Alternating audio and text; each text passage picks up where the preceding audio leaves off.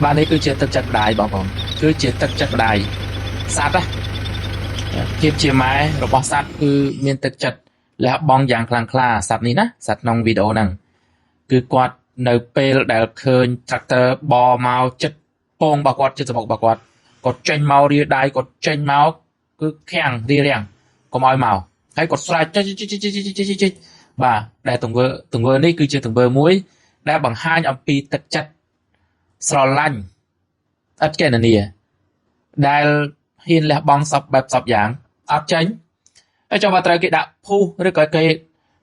tractor នឹងកាន់ដល់មិនទៅស្លាប់ក៏ប្រហែលជាសត្វនេះមិនរៀថយដែរការពារកូនចឹងណាចឹងយើងធៀបមកទឹកចិត្តមនុស្សវិញមនុស្សខ្លះតើមានទឹកចិត្តស្រឡាញ់កូនរបស់ខ្លួនបែបនឹងដែរទេអ្នកខ្លះបង្កើតកូនចោលណាបង្កើតកូនចោលឲ្យគេទៅអត់ឲ្យពេទ្យអីទៅអត់ជូនដំណឹងជូនអីទេដាក់ចោលក្នុងធុងសារ៉ាមក៏មានតាមព្រៃតាមអីក៏មានជាសំណាងទៅអ្នកខ្លះបានទៅជួបទៅរើណាអញ្ចឹងអ្នកខ្លះឪពុកឬក៏ម្ដាយខ្លះអត់មានទឹកចិត្តបានប្រហែលសត្វដេរឆាននេះទេយើងមើលអំពីការសេចក្តីក្លាហានវីរភាពលែងខ្លាចអីទាំងអស់សំបីសេចក្តីស្លាប់ចេញមកកាងការពារកូនការពារសម្បុកតែម្ដងចំណុចទី2ទឹកចិត្តរបស់អ្នកបើក tractor ហ្នឹង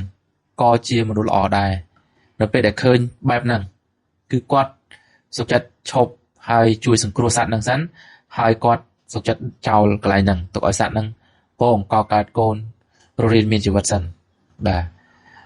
ចង់ឲ្យពិភពលោកយើងនេះសង្គមក៏ដូចជាសង្គមគឺថាមានមនុស្សដែលមានទឹកចិត្តមានមនោសញ្ចេតនាចេះជួយគ្នាស្រឡាញ់គ្នាស្មោះត្រង់និង